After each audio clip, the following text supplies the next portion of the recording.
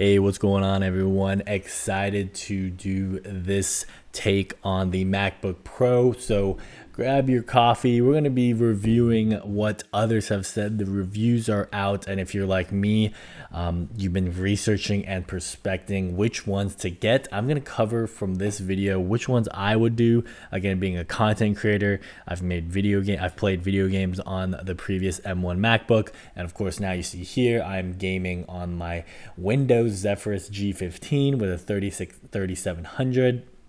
So just my take on just being a content creator. I could use both Windows and Mac computers, just being an overall techie. And so this video is going to cover my takes on what is influencing my purchase decision. All right, so if you are like me, kind of waiting for benchmarks and reviews, they come out tomorrow, but the early benchmarks reviews are already out. So if you follow me, you're on Mac Rumors, 9 to 5 Mac, or even the Apple subreddit. We got some good reviews from Dave 2D and Rennie Ritchie, who's got some quite interesting benchmarks that I think should be used in part of your comparison. So the cool thing is I just like browsing what the comments are saying. And if you're a content creator, let's just talk about that for this perspective. So some of the things that people like editing are, I personally use Resolve when I'm on Windows, and if I'm on Mac, I use Final Cut, or I could use Resolve, either way, but I find that Final Cut gets good performance. You're actually getting crazy export times in the M1 Max 13-inch, or technically I should say 14-inch, compared to a RTX laptop. So this particular device, which has the NVIDIA, I've made my views on it saying like, hey, I like RTX mode, I like NVIDIA broadcast. So you're not going to get that if you're choosing between Windows and Apple. And then if you are considering if getting the M1 Max or the M1 Pro, some of these differences in time and speed could help in terms of what you end up choosing. One I thought was interesting was down here, they showed Dave 2D's findings.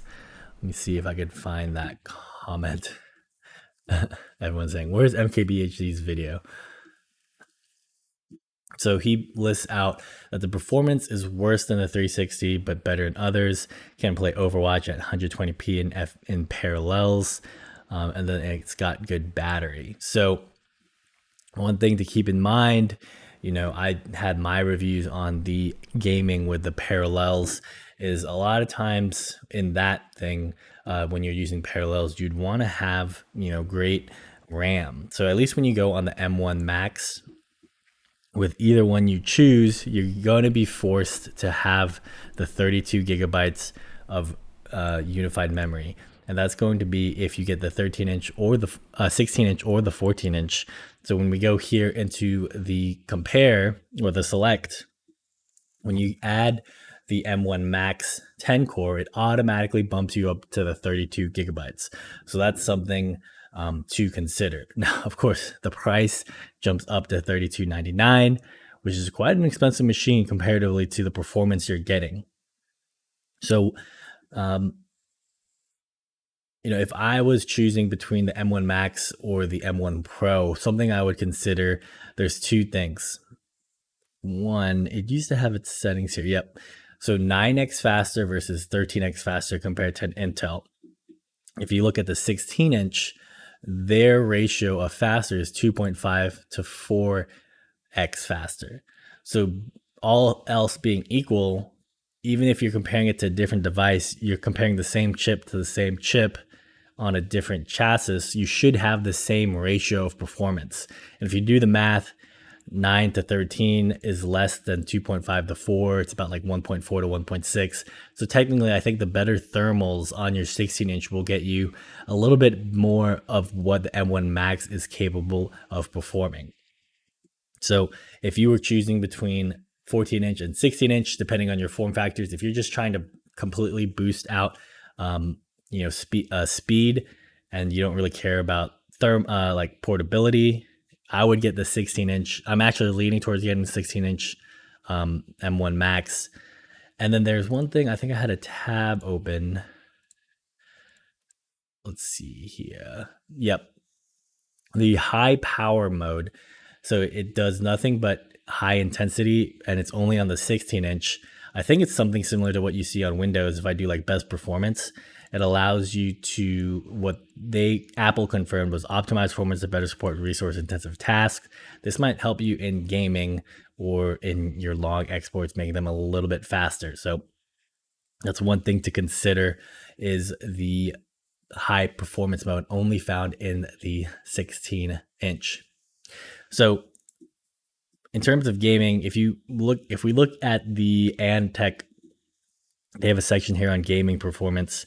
Obviously, I don't have the device yet. I'm just basing on my reviews before I order, which some of you may be in the same boat as me and kind of looking at this and trying to make decisions. So this is my take. Again, I'm a content creator. I'm recording on OBS.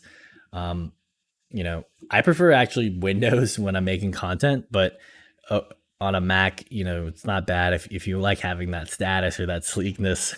That could be something you're considering. But when we look at the performances, you'll see here a lot of the ports aren't that great. Shadow of the Tomb, you're getting like 85. M1 Pro, not even playable on the 14-inch on the Pro. So again, leaning towards the Max, for some reason you're getting just completely playable. And compared to, it's somewhere in the 3060 range, but then you don't even get the RTX features. So if you're considering just straight gaming, there's a lot of times when Mac people are always asking, and a lot of my previous videos were popular, how does the Mac do on gaming? I think it's because maybe parents or something, parents are buying Macs because they don't want to get them gaming computers, but kids just want to game anyways in college. These are all Mac OS ports. And I did a review earlier on how Parallels can run some Windows games. Dave 2D was able to run, if we watch his video, he was able to run, he ran Overwatch somewhere in here at 120p in Parallels. So and seeing the the frame performance rate looks good on the screen. Now, again, it has that 120 Pro motion. So this is something to consider, is eventually Parallels will have better Windows Windows capabilities. Microsoft is working on their translator from ARM to x64, and then their DirectX comparison as well on the Windows 11 ARM. So I'll say that it's not there yet, but it could be there in the future. And then if you're exporting videos, this is something that could drastically help you in terms of, the speeds that you'll be getting from the Mac. So really, most of the times what I look for and what I would consider for you is, how is this going to help me in terms of what I'm using it for? Can I get an ROI? A lot of times if you're exporting stuff, you're not even really on your computer, or as long as it's usable while you're doing the exports, that may be something to consider. If you're not making content and you're just browsing, honestly, I would just get the regular M1 MacBook Air or 13-inch MacBook Pro if I were you, and you're just browsing but like the M1s in a portable fashion. Now, if you're gaming, it's always that Windows gaming machine versus something else. Now, I actually went from an M1 and then I went now to the Zephyrus G15. Something you may want to look into is this machine, which is at Best Buy. You could get it for $1,700 or $1,800 depending on taxes, and you'll get a 3070. You'll be able to record 60 FPS UHD. So that's what I record in, is 1440p or 1080p sometimes. Even higher. Sometimes I do this like multi-window thing, which I've explained before, where I record two screens at once so that I could edit it better. I don't think the Mac is capable of handling that. And then one of the things that also, if you're a content creator on OBS, is when you're streaming or making content, Mac OS does not support desktop capture. You're gonna have to, do some things to easily capture that desktop audio. Now, again, if we're looking at prices here, you're already getting up to $3,000 if you want to get the Max version, which I recommend doing. Even if you're going on 14-inch or 16, you might as well just get that 32 gigabyte update, RAM update, and then upgrade to the 32, the most maxed out spec. Now, if I was choosing between 16-inch and 14-inch, again, I would just go with the 16-inch. You'll get kind of that better performance mode and stuff of that nature, and it might work out better.